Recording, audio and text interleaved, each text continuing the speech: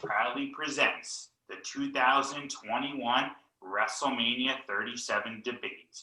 Here is your moderator, Miguel Minetti. Good evening, ladies and gentlemen, and welcome to a special edition of Mark's Side of the Ring. As you just heard, I am your host and tonight's moderator, Miguel Minetti, and we have a jammed-packed special edition show for you all. This is going to be our special WrestleMania 37 debate. So obviously, we are about 2 weeks out from now to the first night of 2 nights of WrestleMania 37. And as you know, we have our two co-hosts here, Fred Decor and Nick Fiorentino, and both of them will be arguing whether WrestleMania 37 is going to be the jam-packed, hyped-up super show that we've either all been looking forward to or at least all anticipating. Gentlemen, how are you both doing tonight? Excellent. Doing great. Let's get this out of the way. Fred, best of luck. Well, yes, we want a good, clean fight, and I just want to go over one quick rule before we begin tonight. I will let each of you have opening remarks, which will kick off in just a moment. And then, of course, we'll ask you certain questions, and you each will get a certain amount of time to debate and give your reasonings as to why either WrestleMania 37 is going to be a fantastic show or why you're just not maybe looking forward to it as much. My only ask for tonight, the only big rule I have, is we try to let each other speak without interruption. Gentlemen, can you both promise a good, clean fight for tonight? I promise. I'll tell you this, it'll be good, but I don't know if it'll be clean. All right. Well, that's the best I guess I can ask for. So let's jump right on into it. And Fred, as the for WWE WrestleMania 37, you're going to get the honors first, sir. Give us, and I'm going to do my stopwatch here so that we keep it honest. You have 45 seconds to tell us why WrestleMania 37 is going to go off without a hitch. Go. Well, just for the fact that it's the first, not only show, but WrestleMania in over a year with a crowd. It doesn't matter what the card was. It doesn't matter who's wrestling, who's not wrestling. All that matters is that there will be a live attendance at WrestleMania this year for the first time in over a year. That right there wins the debate. I don't need 45 seconds to sell you. I could sell you in 10. There will be live fans. I will be one of them, as will our moderator, Miguel, in attendance. First live wrestling show with a huge crowd at a stadium. Doesn't matter. Great. All right. Awesome. You went less than 45 seconds. I didn't need it.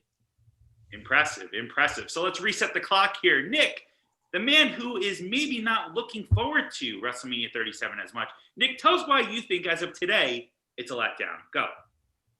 Well, I think too many people, Fred included, put too much stock into the fact that it's the first live event, and therefore it's going to be great. It's the first live event. Well, you know, just because something's the first live event or the first of anything doesn't mean it's going to be good. WWE has shown a pattern of not really caring about what the fans think. They're going to put on whatever they want to put on, and I'm sure people at WWE truly know at this point that people like you guys that are going to be at WrestleMania are going to be excited no matter what because it's the first live event. Conrad Thompson, a month ago at this point, came on here and said they're going to punt it. I believe they're also punting it. I think the card shows that they're punting it. I'm looking forward to some matches, but the overall WrestleMania is shaping up to be a dud to me. All right, Nick, I just had to cut you off, so you just finished just in time, right at the 45-second mark, sir. So opening remarks by both parties have been made. Now, what I'm going to do is just ask you guys a series of questions relating to WrestleMania 37, get your take on it. We'll give you 1.5 minutes to 2 minutes each. Then I'll ask the other side to respond, and which, of course, again, we'll have a friendly, clean debate. So first topic I want to discuss, we're going to keep it into, of course, topics that I think that we're going to have opposing sides on. And I think the best topic to start off with is the Raw side main event, the proposed main event, which is the WWE Champion, Bobby Lashley, taking on Drew McIntyre for the WWE Championship at WrestleMania 37, which I believe has been announced for night 1, so Saturday night. Nick, you get the honors first, sir, on this question. Give us your thoughts on whether you think this match is actually a WrestleMania 37 worthy match? Go ahead. Well, the fact that it's already happened, multiple times on not WrestleMania, how are you going to have a WWE title match at WrestleMania be a match that we've already seen in the last year? You got Drew McIntyre, who at this point right now, all of the fans would be turning on if COVID didn't exist. He comes out with a giant sword and his face painted like some kind of weirdo Braveheart. I don't know what's going on. He's like a cartoon character now. Can he just be the ass kicker that he was when he whooped Brock Lesnar's ass? Like, why does he have to be this cartoon? Why do they have to turn everybody into a cartoon? Whether it be Roman and his stupid fist pound, whether it be Drew McIntyre and his big stupid sword. And you got Bobby Lashley, who isn't an exciting wrestler. I'm happy he won the title. I'm very happy for him, first time ever winning the WWE Championship. But what about Bobby Lashley excites you from a match standpoint? Has he ever had a really great match? I mean, he's a good wrestler. I expect it to be a physical match, but a WrestleMania match? To me, it's more or less a SummerSlam match at best. So let me ask you a follow-up question, and then we'll get to Fred here. So you said that Drew McIntyre and Bobby Lashley, because of the fact that it happened this past summer, it's one of those things that it's kind of been there, done that, right? And I hope I'm not putting words in your mouth, Mr. Ferrantino. But if that's the case, you don't think that it's a possibility that the way that they built the storyline maybe makes the fans a bit more excited than it was when it was thrown together this past summer? I feel like it has been thrown together. What's the storyline? What's the storyline right now? There is no storyline. It's not like, it's almost like they tried with the Sheamus and the Drew McIntyre. Does anybody care that they were friends? Nobody even knew about it until they showed us pictures on the promo. Like, build a story. Make it something worthwhile. Make me want to watch it. What about that match makes me want to watch it? Drew McIntyre versus Bobby Lashley. I would have rather have had the Sheamus match and Drew McIntyre from last week. At least that match, they could have built and continued to build a story upon. Bobby Lashley versus Drew McIntyre just seems like a Raw main event to me. Fred, I'm going to give you the response, sir. What are your thoughts on this? Yeah, I mean, I'm looking forward to the match. Is it the biggest match they could have had? No, for one simple reason. The biggest match they could have had would have either been Bobby Lashley versus Brock Lesnar or Brock Lesnar versus Drew McIntyre. Obviously, we know that, right? But Brock Lesnar is not available this year. Bobby Lashley and Drew McIntyre are unarguably the two biggest Raw superstars. So it makes the most sense to have your two biggest stars go at it on the grandest stage. And their match at Backlash last year, first off, I only know it was Backlash because I went back and had checked. We talked about this last time. I couldn't remember which pay-per-view it was, and I doubt a lot of people could. And Lana screwed the finish. Bobby Lashley lost because Lana interfered. So they have something to build upon on that. And there's always a difference when you have a match at a pay-per-view or anywhere, and then you have it at WrestleMania. That's a different class. And that was almost a year ago. So if you want to tell me that you don't want to see a rematch at WrestleMania, then I guess you didn't want to see Undertaker and Triple H end of an era, which was only a year later. I guess you didn't want to see Shawn Michaels and Undertaker from WrestleMania 26 and Career vs. Streak, which was only a year later. I guess you didn't want to see The Rock and Stone Cold. We'll get to you in a moment, sir. Sorry. I guess you didn't want to see The Rock and Stone Cold at 17 because you saw it at 15, and I guess you didn't want to see it at 19 because you saw it at 15 and now 17. So anyway, my point is, rematches are nothing new. Rematches have happened many, many times, and it's not like they've had a match at WrestleMania. It's not like they've had an entire feud. They had one match that nobody even remembers before Bobby Lashley was really a big star. He was just starting to get some build-up being with MVP. Drew McIntyre was only a few months into his reign. This is a different beast. It's a different animal. And why doesn't anybody remember it? Why doesn't anybody remember it? Because it was a random pay-per-view that was thrown together, but people were excited for Drew McIntyre and Bobby Lashley at the pay-per-view then. But you mentioned the Undertaker versus Triple H. It was a rematch. I'm mentioning all rematches. Your point was you didn't want to see because it happened already. So did those matches. Because it was a forgettable first match. Why would I want to see it again on the grandest stage of them all? There's been other matches that have been unforgettable in their first encounters that then they go on and have a huge feud. Like I said before, there's a difference between having a match at another pay-per-view and having a match at WrestleMania. You can have a billion matches on a B pay-per-view and have one at WrestleMania, and that's going to be the only one people will remember. So you think the lasting image is going to be that match? That's the match that you're going to remember most from this WrestleMania? It just doesn't. No. It looks. It's like if No, you. but if, on Saturday night, it's going to be one of the two main matches on Saturday night.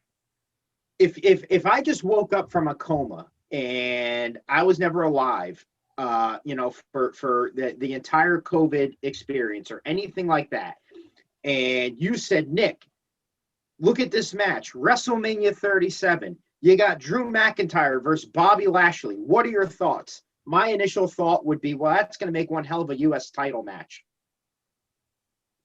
It's just not a main event match to me. It's just, we're talking about a guy that was getting chased around by Lito Rush just under a year ago, and Lana and all this different stuff. And then you got Drew McIntyre and his big stupid sword swinging it all over the place. It's like they ruined Drew McIntyre. They didn't That's why ruin the Drew fans will McIntyre. boo him at They Reign of added to Champions. Drew McIntyre by giving him something else. Because if he didn't have that sword and that entrance, then you'd be saying that Drew McIntyre was boring and he had nothing to him. He just comes out and he's nothing. He should have been the ass kicker that he was when he kicked Brock Lesnar out. Claymore kicked him out of the He Royal still Rumble. is that guy.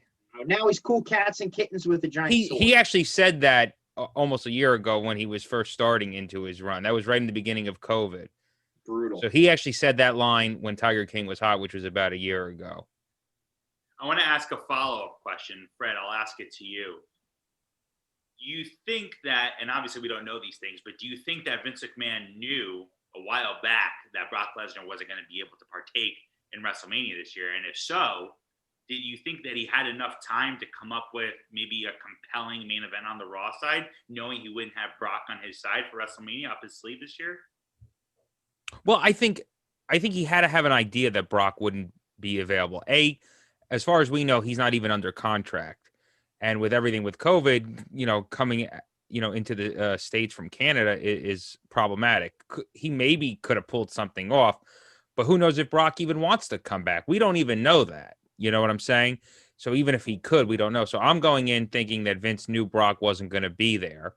And he put together the next biggest match, which is Bobby Lashley versus Drew McIntyre. He made a star out of Bobby Lashley. Well, Bobby Lashley was already a star, but and to Nick's point, he wasn't booked very well for his first couple of years returning to WWE.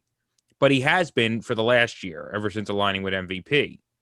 So I don't think you can base something based. You could say that about Drew McIntyre then. Hell, he had worse booking than Bobby Lashley. He was in 3MB. That's terrible. But nobody batted an eye last year when he was WWE champion. And nobody's batting an eye with him now. Now he's a bona fide star.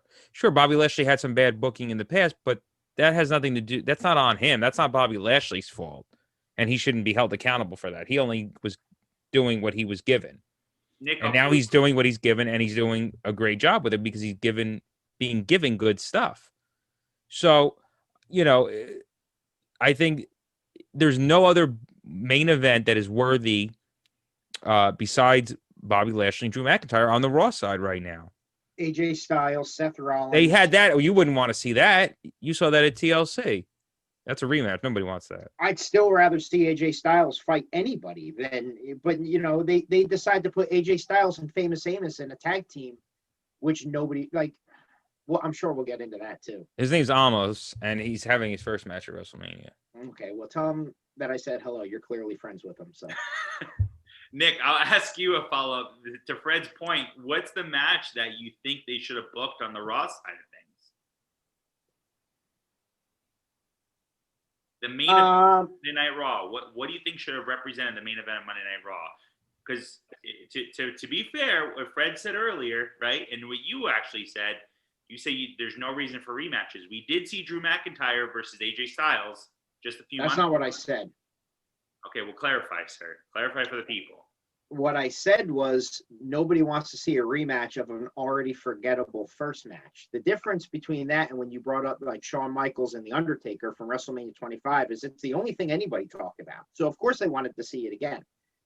Triple H, Shawn Michaels, Triple H, The Undertaker, I'm sorry, same thing. They were even able to ride Rock Cena for a second match. And at that point, I don't think anybody wanted to see it a second time except for probably you two. So I did. I was looking forward to that. Of course. So if Twice in a lifetime. So yeah, end of an era multiple times.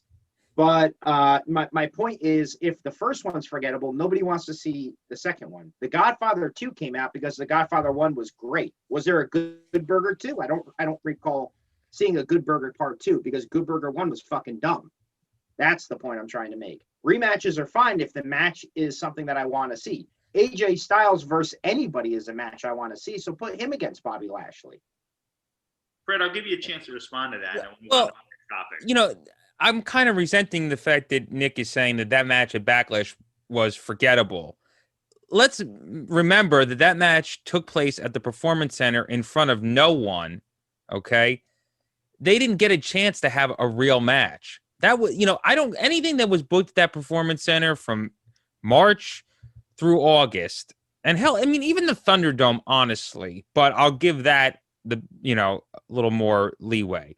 But anything that happened at the Performance Center, to me, doesn't count.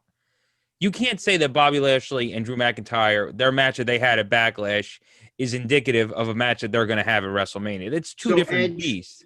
Edge Orton in the greatest wrestling match of all time doesn't count. That wasn't a great match. I'm not saying it wasn't a great match, but what I'm saying at the Performance Center. But what I'm saying is, if Edge and Orton had another match, I would be okay with that too, because I can't really. I'm not saying they weren't a good match, but I'm not saying Bobby Lashley and Drew McIntyre wasn't a good match at Backlash. It was a good match. But I'm not saying I wouldn't be looking forward to the match. I'm not looking forward to the match for the WWE title. It's a great U.S. title match. Well, then who would have been in the WWE Championship match? I mean, the only other valuable opponent would have been Sheamus because they had a story, and I could have seen Drew McIntyre versus Sheamus. But when I predicted that match a couple of months ago on this podcast, you didn't want to see that. So why can't we get Seth Rollins back in the main event? He's on SmackDown. And he's involved in something else with Cesaro. They flip-flop so much, just put him on. Who cares? Nobody follows the SmackDown. And everybody, it was 2 years ago that people were pissed that Seth Rollins was champion. And people were booing him. You can't make everybody happy. It's impossible. Final question before we move on this topic. Nick, I'll give it to you. Is there any chance? Is there any chance this match exceeds expectations in front of the crowd? I mean, there's always a chance that any match can exceed expectations. Do I think it will?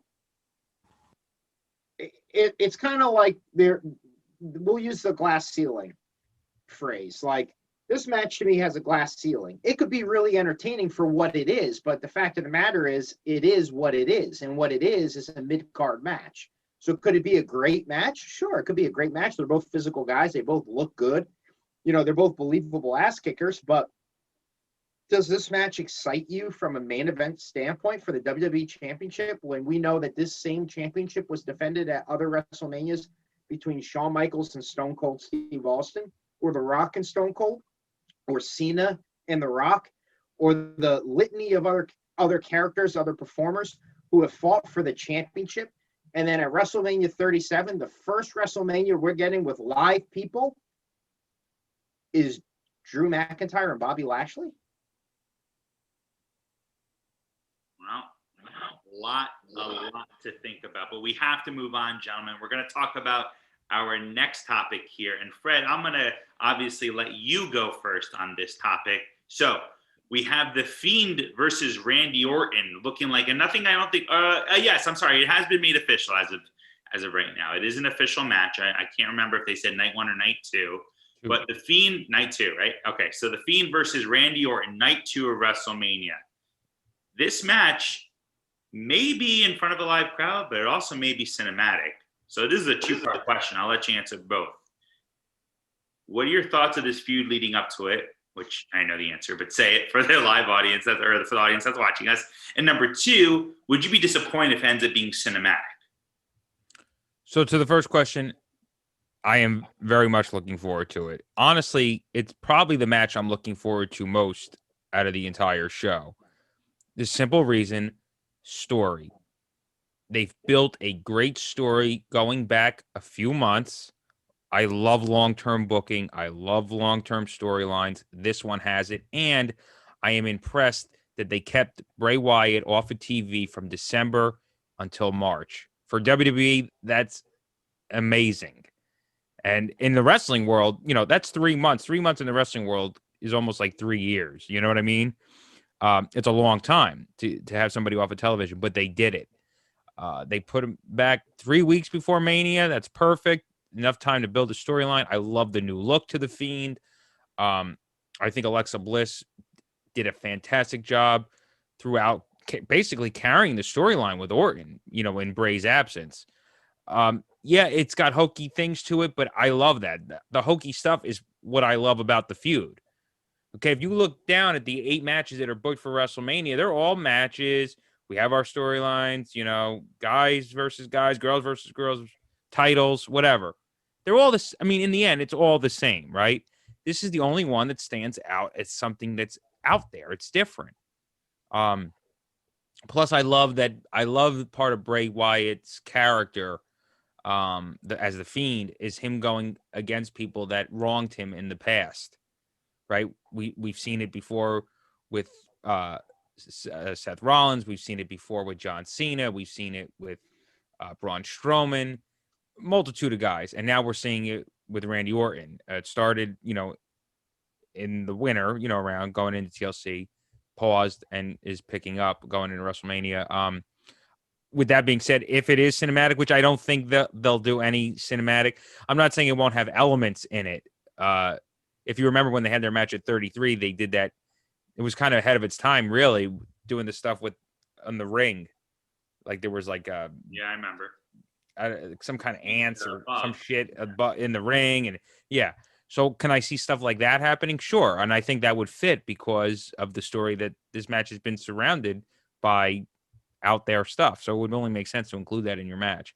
But I will be very, very disappointed if it's cinematic, at least entirely cinematic. I'll be highly disappointed. Nick, I'll give you the rebuttal to that. Go ahead, sir.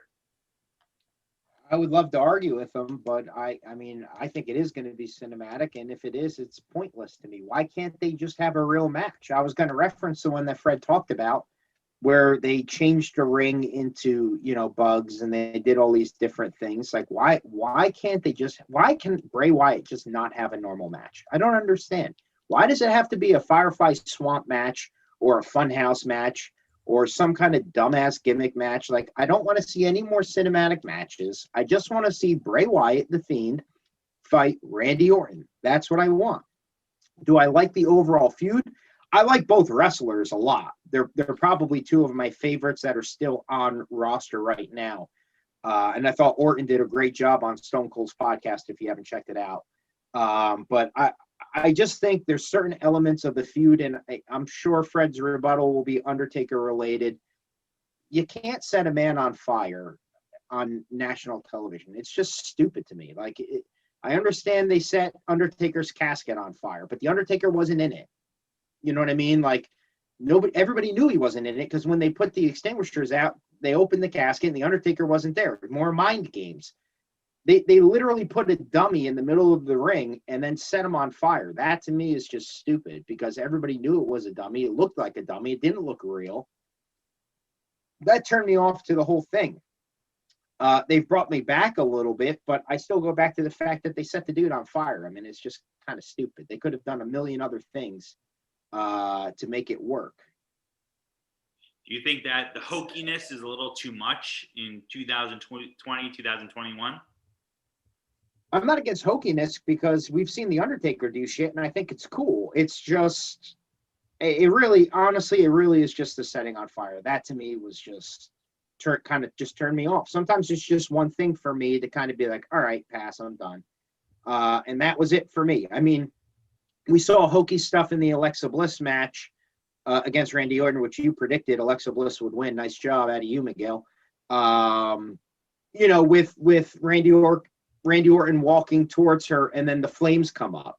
Like, we know that that's special effects. There was nothing in the middle of the ring that would lead you to believe that flames were going to come up.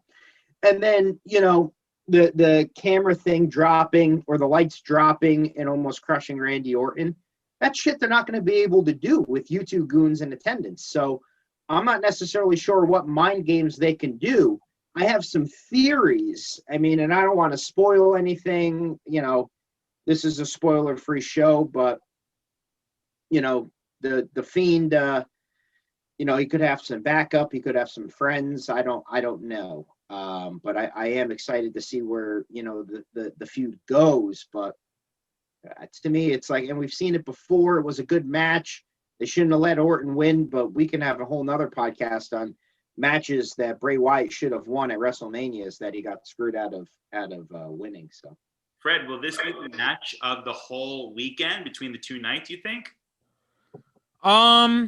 As far as overall, I'm not talking necessarily technical standpoint, but will it be the match that the fans walk away saying, holy shit, what a match that was? I think fans will talk about that in great honor and respect, but I think a match that we're going to get to later on is going to take that honor.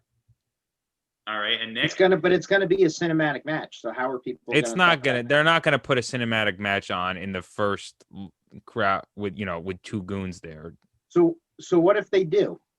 What if? Then I will be disappointed. I said that before. I will be highly disappointed. I won't come on this podcast after and say, oh, it was great. I will say I'm pissed that it was cinematic. I'm not gonna say that it's bad that it was cinematic. But being that I'm there, I will be pissed. If I was watching on TV, maybe I wouldn't care then. It makes no difference really. But being there, I will be pissed if it's cinematic. Well, but to be fair, and I'm just playing devil's advocate here, Fred, we watched Revolution a couple weeks ago, right? Live attendance, Sting's match was cinematic in front of a live crowd. And that was the shits for the people there. But that's a different beast. It was only 1,400 people. There's going to be 25,000. And it's WrestleMania. What'd you think of that cinematic match? I believe it or not, I actually thought they did a good job with it. Yeah, me too. I have to give credit where credit's due. I did think that the match was well done. Like I said, I wasn't a huge Darby Allin fan. I wasn't really too much like I didn't have much knowledge about him really. What I saw, I was like, okay, but I thought that. He did a great job in the match. From what I understand, he actually put a lot of that together because he has a film background and he actually helped put a lot of that match together. So, yeah, no, I did enjoy that. But again, I didn't think that it was cool for the fans that were expecting to see Sting's first match and not see it. That does suck. This is a little different because Randy, you're not seeing Randy or Bray's first match, whatever in years, something like that. It's not a big return that you don't see live, but I think there would still be backlash if they were to do that.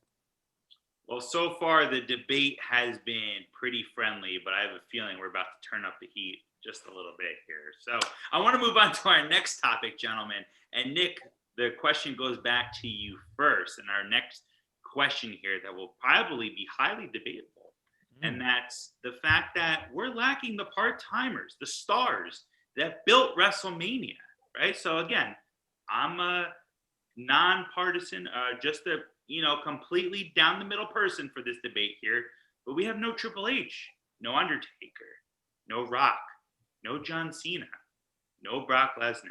The first time WrestleMania hasn't had any of those names since WrestleMania 10. WrestleMania 10, we're talking 27 years. Nick, does not having the part-timers, so to speak, the megastars that built the foundation of the WWE, does that hurt this year's WrestleMania in your opinion? Yeah, it does. It takes away from it. I mean, they try to do something with bringing Hulk Hogan there, hometown, or, that he's from that area, so he's going to host. Obviously Hulk Hogan wasn't going to have a match. They put Titus O'Neil into because he's hometown as well in Tampa. But, no Brock Lesnar. And, I've come on here and shit on the part-timers before too. But when you're looking at WrestleMania, you want those surprise moments. You want those, star-studded matches. And, we get one in a pseudo way with Edge and Roman Reigns. But, I mean, if COVID didn't exist, everybody knows this is Reigns versus The Rock.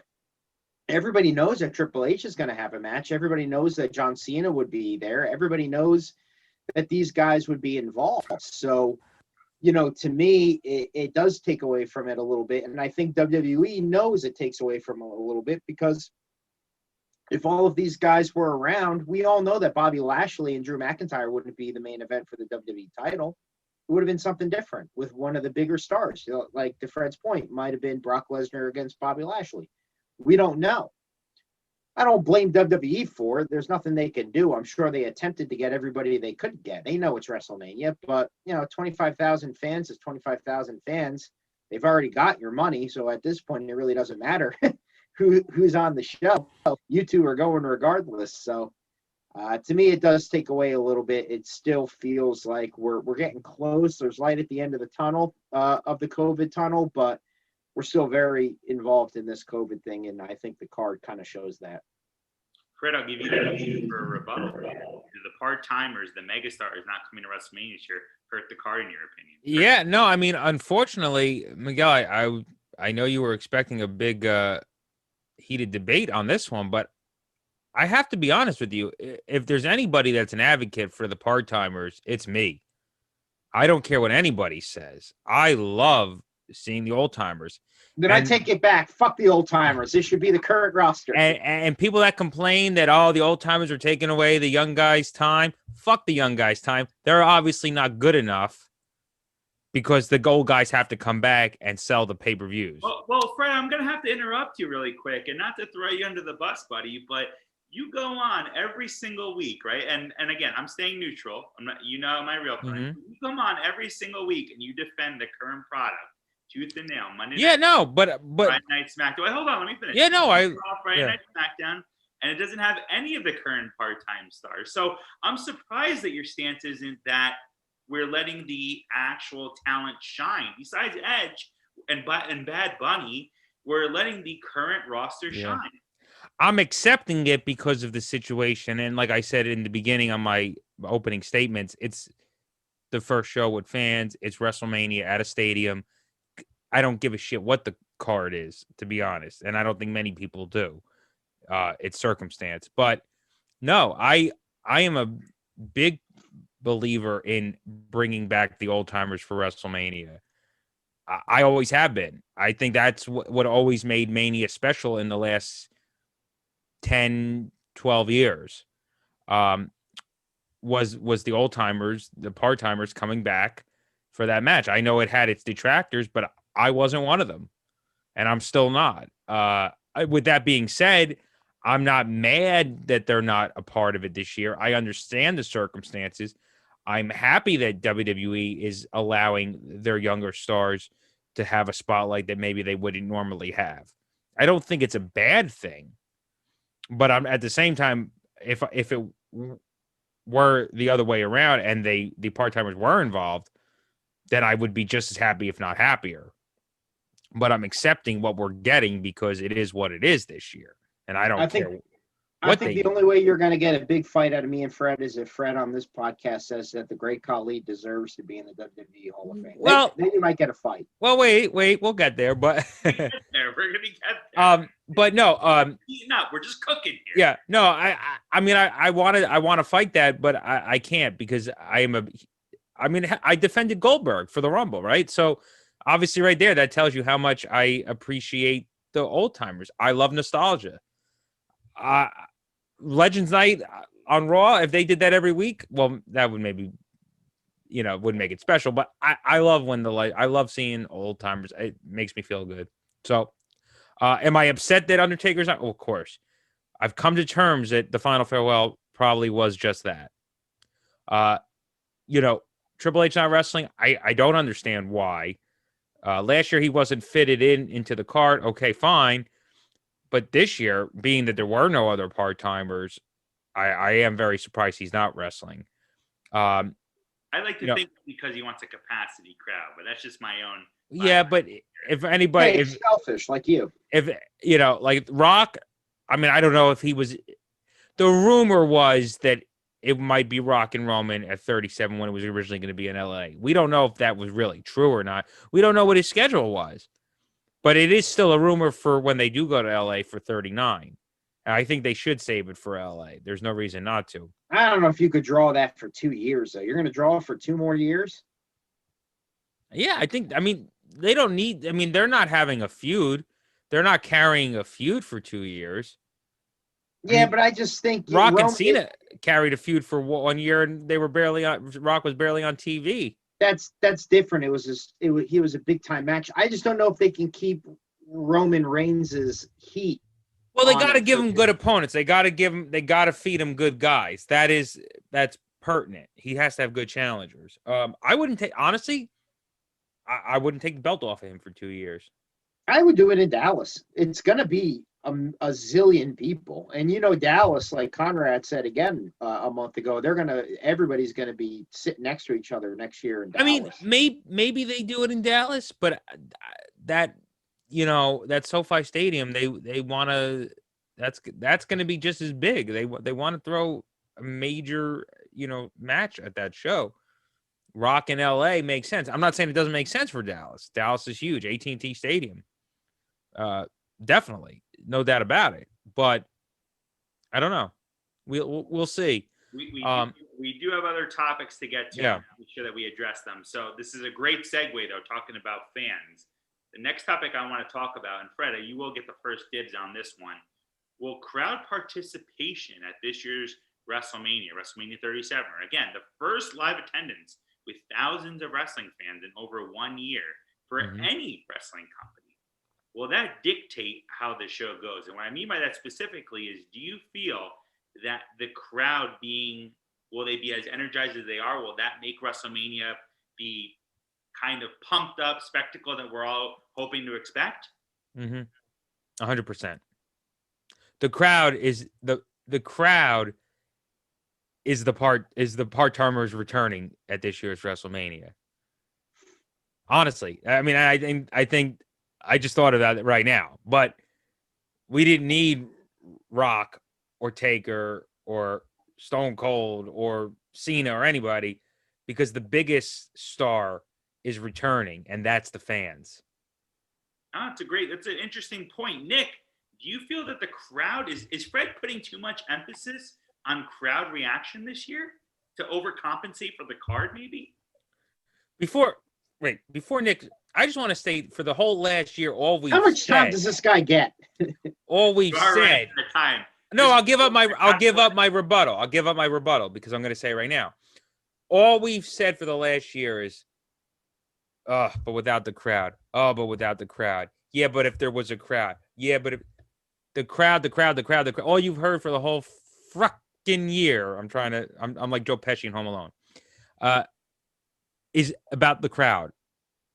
The secret sauce of this, to that, the crowd. It sells itself. Now, you can take my rebuttal because I took up more time. Sorry about that, Nick. Go ahead. I just think it's cool. The crowd's going to be back, but like the crowd was back for the Super Bowl, and like it didn't really make that big of an impact. I mean, once the game starts, it's the game. I mean, I want my rebuttal back. I think that when it comes to the live crowds, it's like, yeah, cool. There's going to be live crowds. Everybody for about 5 or 10 minutes is going to say, all right, yeah, live crowd. Everybody's going to be energized. Everybody's going to be hyped. And then Bad Bunny is going to come out and everybody's going to be like, what the fuck is this shit? So I think WWE has the card perfectly intact to turn the fans who will, I think at the start of it, will be very excited.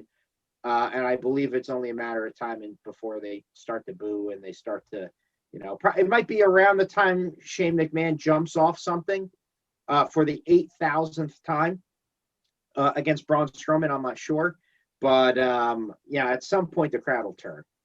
Wow, Fred, I'm going to let you get the rebuttal on that one. Will the crowd turn, in your opinion? It doesn't matter who they cheer and boo.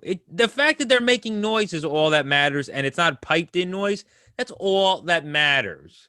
It doesn't matter who they cheer and who they boo this year, ever. Hold on. I think it's safe. I think what Nick means is if they start chanting, like the typical "this shit sucks" or AEW, right, or something that doesn't like. I don't think they're good. And you know what? Honestly, though, let them cheer what they want. This year. It doesn't matter. Hijack the fucking show. Good. We haven't had a show hijacked in over a year. Let's do it. Bring your fucking beach balls. Come on. Those people in Tampa better be on their fucking feet, because I sure as hell will be. I want the Raw after WrestleMania crowd at WrestleMania. Well, that's a great follow-up. Nick, do we get the Raw after WrestleMania crowd in Tampa this year? Do you think it's the hardest of the marks? No, I mean, it's definitely going to be the hardest of the marks to spend the kind of money to go to WrestleMania for 2 nights. But it's still, at the end of the day, it's just long. It's drawn out. I know they're breaking it down into 2 days. I still think you guys are not putting into account just how long it is to sit there, and people are going to get tired. People get tired at playoff football games. People get tired towards the end of playoff baseball games, so on and so on. So people will begin to get tired. The crowd will start to slow down. And when they do, there's only going to be one thing that's going to get them to cheer again. And it's going to be what's going on in the ring. And I think what's going on in the ring is not going to be that great, depending on the match. So I'm going to ask you a follow-up, and that's kind of going in reverse here to the beginning of the show. Do you think it's extremely important that they kick off WrestleMania 37 with the right music, the right theme music, the right superstar to come out and introduce the show? And if so, who should it be? Well, don't you think it's going to be Hulk Hogan? He's the host. Well, yeah, but do you think it's going to be Hulk Hogan, or do you think it could be someone like Vince McMahon welcoming people back, or Triple H welcoming people back? I think it'll be Hulk. Is that the right move? I mean, it wasn't that great the last time they tried doing it with Alexa Bliss, but who knows? I mean, we'll see. He's the only guy they got. I think when Real American starts playing, the crowd will start cheering. If he forgets where he's at, like the Silverdome, and we'll see what happens. But well, Fred, I'll give you the rebuttal on this again. When if Hulk Hogan's song is the first thing that you hear when WrestleMania kicks off, is the crowd going to go bananas in your opinion? I think so. I think there's going to be the people that are still resentful towards Hogan for his comments from years back. He obviously still has heat. You could see it online. People, not very big of fans of him being one of the hosts of Mania because of his unfortunate past. With that being said, he is a Tampa boy. A lot of the people there will be from Florida. I'm sure a lot of people from Tampa. Maybe this year more than others, going to be a lot more local people probably than in previous WrestleManias. So, you can't boo Hulk Hogan regardless of anything. And I think the 25,000 that are going to be there probably won't boo him. Do I think that they start to show off with him? Not a terrible idea. With that being said, I think it makes sense. But I won't be surprised if he's the only one we see in the beginning of that show. I see a very similar WrestleMania 30 open to this WrestleMania. You think so that means you think Austin and The Rock or The Rock will show up? I don't know about The Rock. I'm not going to say that I'm more confident about Austin. But I think we will see. We mentioned the legends, the part-timers. I do think we will see some scattered out throughout the show as special surprises. I do. I think you got a better chance of seeing WrestleMania 31 flashbacks in his coming out. WrestleMania 31 with the NWO. Oh, that was a great. Especially because they're being inducted this year. You have a better chance of seeing that than that. I mean, they could do something with that. I do know the Hall of Famers will be coming out as usual for WrestleMania, so the NWO will be coming out at some point. But I think we will. I think it's going to start off with a bang. Fred, you are segueing right into our next topic here, which, ladies and gentlemen, I promise you, this might really heat up. And we're talking about the Hall of Fame here, as Nick kind of teased a little bit earlier on. So we saw Kane, which I think we're all on the same page. Kane, well-deserved 2021 inductee. Because I was not about to fight over Kane being in the Hall of Fame. Of course not. Because you wanted heat, brother, that would have gotten heat. Kane is well-deserved. No pun intended. We're all on the same page. But Fred, I'm going to let you kick this one off because I haven't asked you this. So we're getting your raw emotion here. When you heard the great Khali was getting inducted to this year's Hall of Fame, do you think it's a good idea? Look, there's worse guys in the Hall of Fame that don't deserve it. I don't think there is. You think Coco Beware deserves to be in more than the Great Khali? I think they're just as bad. At least Coco Beware partnered with good people and was in matches that are, at least you could say Coco Beware was in the Undertaker's debut match. Well, at least you could say the Great Khali was the world champion and beat the shit out of Hogan in his debut. I mean, Undertaker in his debut. I wasn't happy. So did the Giant Gonzalez. So the Giant Gonzalez should go into the Hall of Fame? Giant Gonzalez should not be in the Hall of Fame. Well, to me, they're the same guy. What does the Great Khali do? Okay, no. So I'm not going to sit here and act like, of course the Great Khali deserves to be in the Hall of Fame. Are you kidding me? No. I'm not going to spew that bullshit. But was he the shits? Yeah, he was the shits. I'll be the first to admit it. He was terrible. Terrible. Very few guys got good matches out of him. Taker, one of them. John Cena. And that might be it. But listen, he's a former world champion. He's main evented many pay-per-views, right? He was a draw back in the day. I'm not saying he was good. I'm not saying he should get into the Hall of Fame based on his wrestling ability. His promos were the shits. I'm not saying but am I surprised? No, because he had a big-time career. For quite a few years, he was a big star. So is it the worst thing in the world? No. Star, but he wasn't. I'm not saying he should headline a Hall of Fame. And not for nothing, this Hall of Fame, there's no crowd.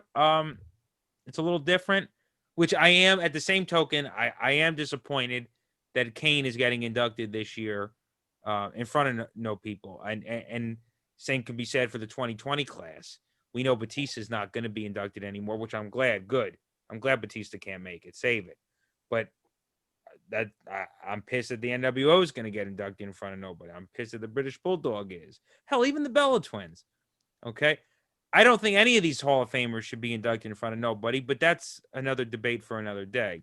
But why do we have to go back to, nobody's going to be there anyway, for the reason why the Great Khali should go in? How about the Great Khali? No, I'm just using that as an example. If you were going to choose a year to put him in, this is the year to do it. I could play you videos of Coco Beware coming out and every single person in the crowd being on their feet, standing and cheering. The Great Khali, nobody gave a shit. You're not gonna come on and tell me that Coco Beware was a bigger star than the Great Khali. It's impossible. In the United States, he's a bigger star. No. I'm not even talking. In India, he's a different. Coco Beware not a bigger star? I'm not saying Coco Beware. Those words came out of your mouth. You didn't question it as those words came out of your mouth. Coco Beware is a bigger star in the United States of America than the Great Khali. I would have put it. All right, I'll let you go to sleep with that belief. That's fine. What about the Great? Because the Great Khali was champion. That's why he's a bigger star. I'm not saying Great Khali was better than Coco Beware as far as his wrestling ability. Then what are you saying? No way you're going to tell me that Coco Beware was a bigger star than Great Khali. That's ridiculous. How is that ridiculous? That's absolutely How was that ridiculous? Coco Beware had an action figure. He was big. He was Great Khali had an action. You're going to base it on action figures? Hell, the fucking but nobody bought his. Nobody bought his. Oh wait, that was Coco Beware. There's no way you're going to sit here and tell me. His biggest claim to fame was teaming with Owen Hart before Owen Hart even had a name. Gentlemen, Great Khali. I'll tell you this right now. No, shut up, Miguel. I'll tell you this right now. The only reason why.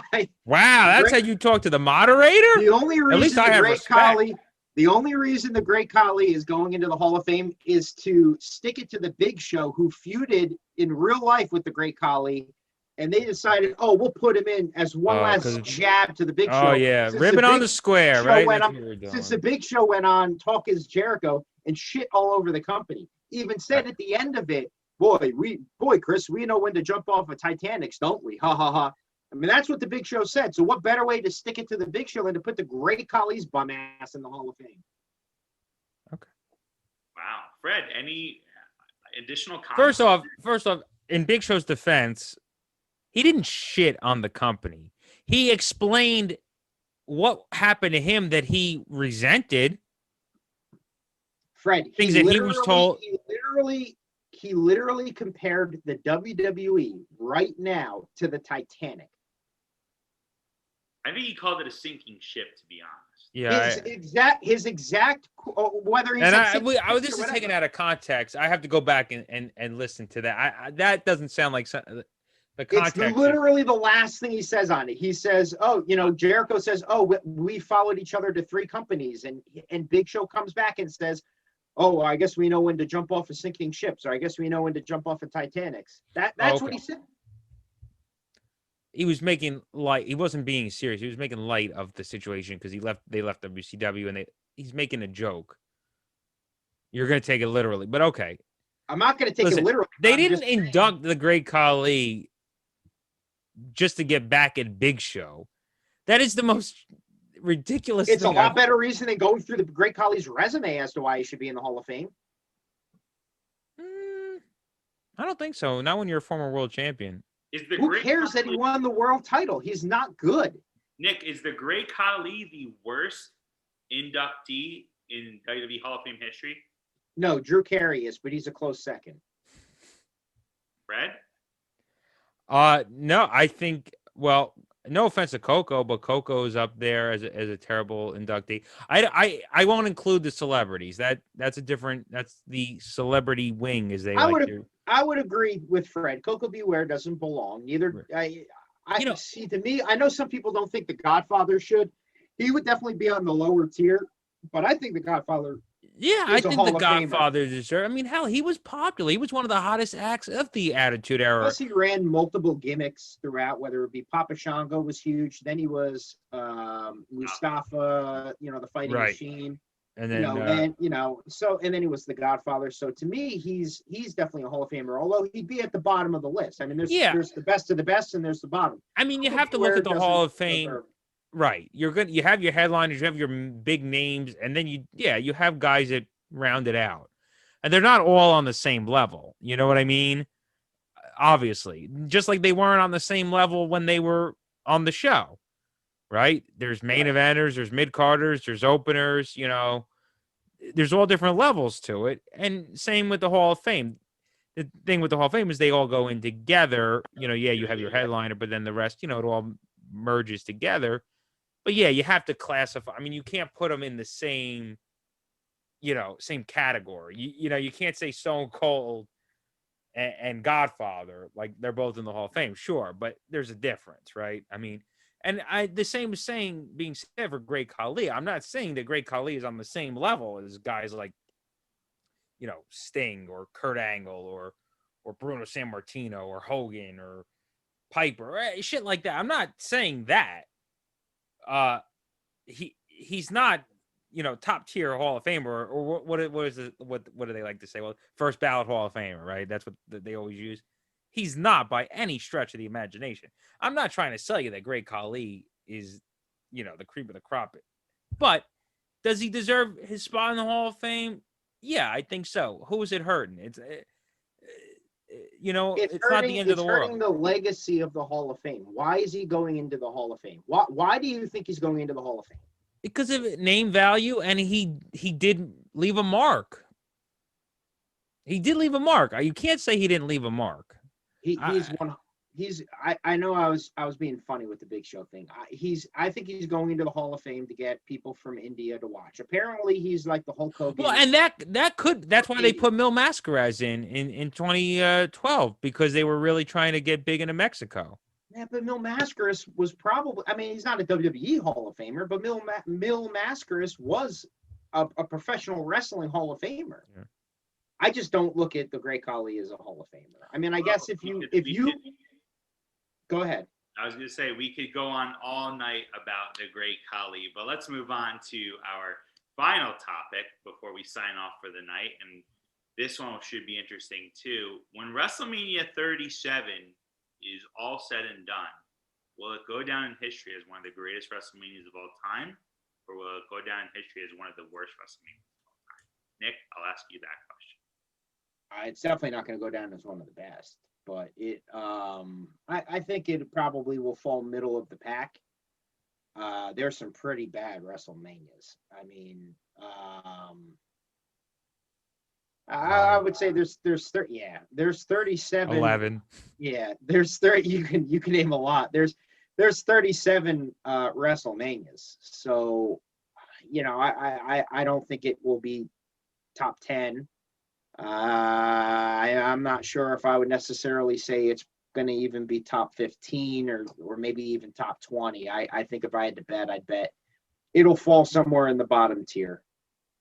And Fred? No, I'm not going to say it's going to be one of the greatest WrestleManias of all time. I don't. It's think hard. It's not a fair question. It really isn't, because there's no part timers and they drive it up. There's less fans. That drives it up too. I think it'll have historical significance because it's the first show back with fans.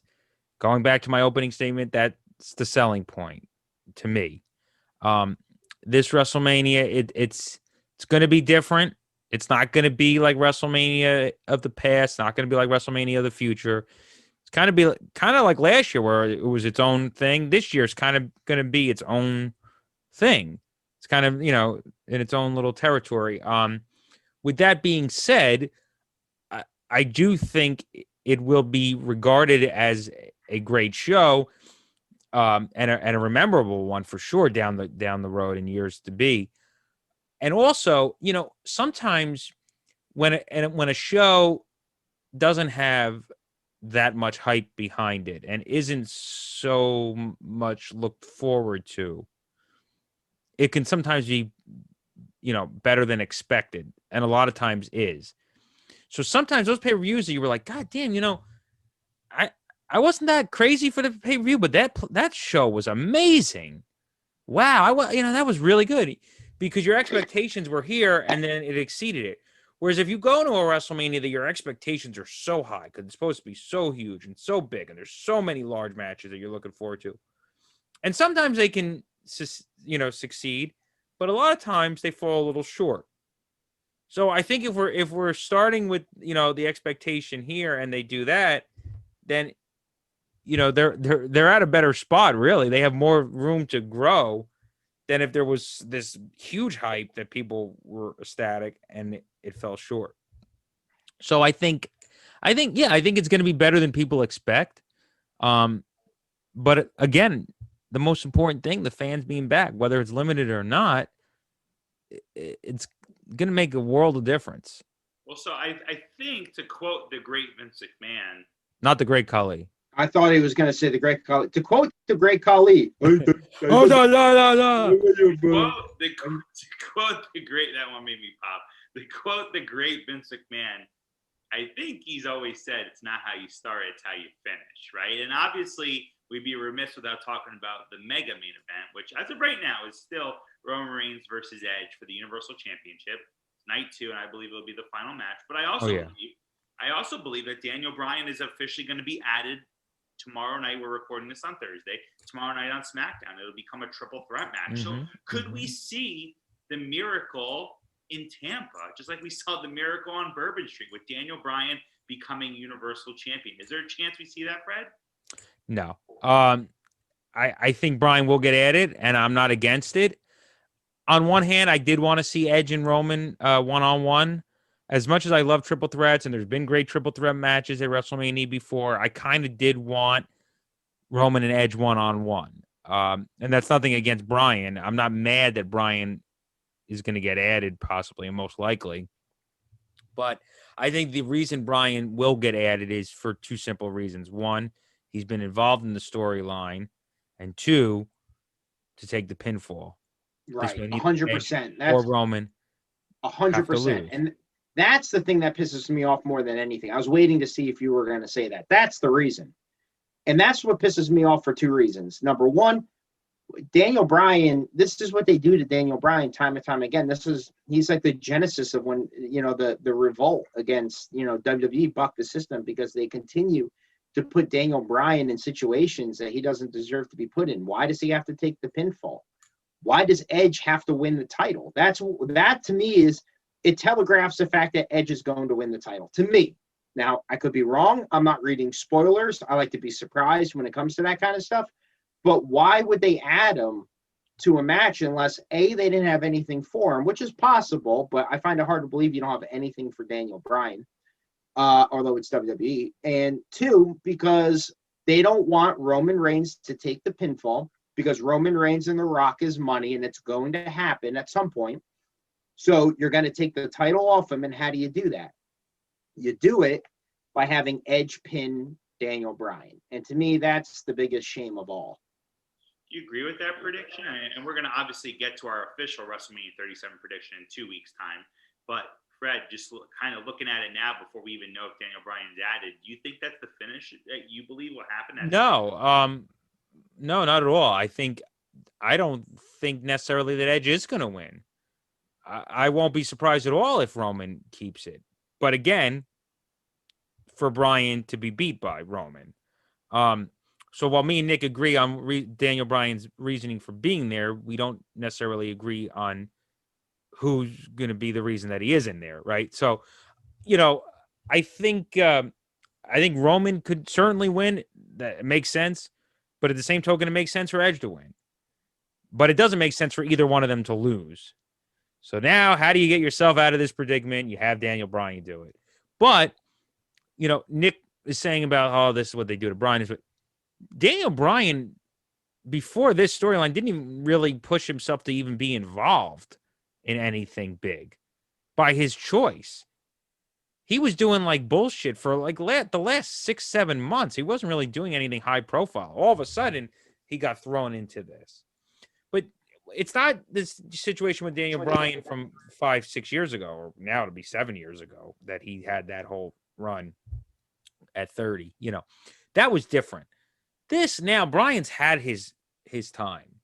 He even got another run 2 years ago with, when he was a heel and he had that great match with Kofi. He had a whole nother run as champion. So, I think Bryan's at the point in his career where he doesn't need to be the champion at all. His job is to be a person that they can use for here or there, or whatever is needed to better the show. So, and don't forget, he's on the writing team, so he's contributing to this. He's a team player, Daniel Bryan, maybe to his fault or not, but he's not here to be champion anymore. It doesn't mean he won't ever be champion again. His role may one day call for him to be champion, but he's not at that point where it's about that anymore. His job and his role is to help out the show, to better the show, better the company. So he's gotten to that. We are running out of time, so I'm going to give you both 45 seconds to a minute for closing statements here. And Nick, I'll go with you first. WrestleMania 37. At the end of the day, is there any way for WWE to make it, in your mind, a thumbs up, or are you automatically assuming it's going to be a thumbs down? Just on the simple fact that Coco Beware was in WWE longer means that he deserves the Hall of Fame more than the Great Khali. The Khali was only in it for 4 to 5 years at most. He was terrible. I'm sorry. Repeat the question. I'm still hot on that. He was Great Khali was in WWE from 06 to 2014. The most forgettable. That's 8 years. I don't believe Coco Beware was in WWE for 8 years. All right, well, he was in pro wrestling for 8 years. Great Khali was in pro wrestling for 5-6 years before he went to WWE. Coco Beware is a bigger star than the Great Khali. Coco Beware came out with a fucking bird. Yeah, and the bird was more over. The bird should be in the Hall of Fame over. Yeah, Frankie should be over. And Frankie is over. Frankie should be in the Hall of Fame. You know the bird's name, but the guy doesn't deserve the Hall of Fame? No, Coco doesn't. Frankie does. Frankie was the pop. All right. Well, Nick, we'll try this again. Yeah, go back to your 45 seconds. Sorry. So go ahead, sir. Well, can WWE do anything between now and the next 2 weeks to change your mind, or during the current show that you think there's a possibility you're going to walk away saying, damn, this was a great WrestleMania? I don't think anything could happen that would make it a great WrestleMania. I think, to Fred's point that he said earlier, you could be so down on it that it could be better than expected. I think we all thought last year's WrestleMania was really, really good, but does it hold up even now? I don't know if you can even rewatch it now. I outside of the cinematic matches, I think it would just be like, oh my God, I can't watch this. But at the time, it was the only game in town, so everybody loved it and thought it was a home run. But I think that this WrestleMania is going to kind of fall into the same category. I think it could exceed expectations because expectations are very low. but it will go down as one of the more forgettable WrestleManias in history. Well, Fred, you have the final comments, sir. Okay. First off, I thought last year's WrestleMania was the shits when it happened, besides the cinematic matches. WrestleMania was and is the shits last year, not by anybody's fault, but nature. To even compare last year's debacle to this year's is more mind-blowing than either Great Khali or Coco Beware going to the Hall of Fame or going to the Hall of Fame together. Well, you're not listening to what I said because that's not what I said. You said that just like last year's, this year's is going to be forgettable. You have to understand that there's an entire world of people that aren't going to WrestleMania. Like I'm not talking about people going. Thing is that you're going. That's why you think it's going to be great. No. If I was watching on the fact that I know that it's in a stadium with fans, a live show, not in the Thunderdome. That's all that doesn't. The fact that I'm there is only a bonus. But if I was watching on pay-per-view, like a lot of people will be, or on Peacock, I'd still be excited because it's the first show with fans in a stadium, not in the Thunderdome. But to my point that I made, you can't compare. There's no point to be made if you're going to compare last year's and this year's. There's no point to be made. Fan reaction, you can compare. You can compare. There were no fan reactions last year. Were you watching it? Are you a fan? Yeah, I was watching it because I was going to watch WrestleMania, but I didn't enjoy it. I didn't feel like I was watching WrestleMania at all throughout the whole 2 nights. The only time I popped the entire, and I was also very upset about the whole situation. I couldn't enjoy it. But how could you really enjoy that? The only time I actually got very excited was during the Boneyard match. It was the only time I got excited. Then I did enjoy the Firefly Funhouse match. So just answer these questions. Brock Lesnar versus Drew McIntyre wasn't a good match? No, I couldn't get behind it. You couldn't get behind that match? No, it was in front of it was in an empty warehouse. This was before any pumped-in crowd noises, before hell even the NXT guys were there. There was nothing. It was dead silence. It was so, like, just raw. Like, I couldn't. So last year's WrestleMania was the shits because you got burned and you couldn't go. And this year, it was. You're going to sit here and actually tell me confidently that you could watch last year's WrestleMania and think that, you know what, that was actually good. How can you, if you can enjoy Drew McIntyre and Brock Lesnar from last year, and you can't enjoy Drew McIntyre versus Bobby Lashley in an actual real setting this year, then what I need you to do, either do it now or do it at WrestleMania, is go on your cell phone, pull up your phone number pad, and dial 911 because you obviously don't have a pulse or a heartbeat. Again, that's not what I said. What I said was that WrestleMania last year exceeded expectations because nobody. Not mine. Okay, the Boneyard match did, but did WrestleMania? Let's just take a poll of the 3 people that are here. Miguel, did you think WrestleMania last year exceeded expectations? Yes or no? I mean, my expectations were terrible, so yes. Okay, so were mine. So 66% of this room right here thinks that it exceeded expectations. Just because you didn't think it exceeded expectations doesn't mean that it didn't. So my point originally... And just because you think it did doesn't mean it did either, at the same token. Here's the true test. And again, I'm being as neutral as possible. But Fred, you go back every year in preparation for the upcoming WrestleMania. You watch every WrestleMania, or not maybe every, but you watch a lot of WrestleMania. I'm on 17 right now. All right, I'm doing 5. Have you watched WrestleMania 36 back, besides the Boneyard match and the Firefly Funhouse? Have you watched it back once since April of last year? No. Do you plan on it? I have questioned, normally what I'll do, the last one I'll watch is obviously going to be the last year's. So I said, well, I guess I should watch it. It's going to, I plan on it if I do have enough time. Is it going to be hard to get through? Yes, obviously. But I'm going to try and watch it. Yeah. The plan is to watch it. Well, ladies and gentlemen, we kept it as civil as possible. I'm actually proud of you two gentlemen. We went off the rails a little bit, but it wasn't anything out of control that we've seen in maybe other debates out there. So, guys, I appreciate the great talk. Well, this was docile compared to the presidential debates from the fall. I wasn't going to say it, but It was a fair, clean fight. I think you both brought some very valid points. Guys, we appreciate you guys tuning in as always. This was a lot of fun. Next week, we're actually going to have another fun show for you guys as we're in the trenches of WrestleMania. We're going to talk about the greatest WrestleManias of all time. So I think we're going to have a few special guests on next week. Some friends that have been on the shows in the past. We got to check with our buddy Tim, but I think Tim's going to be joining us next week, and maybe Art as well too, who's been on a show. He was on the Eric Bischoff special with us. But we're going to kind of count down the greatest WrestleMania, similar like we did with our Royal Rumble special. So I'm looking forward to that, guys. You can catch all of our shows, as always, on the TruExact family. Of course, our website, TruExactRadio.com.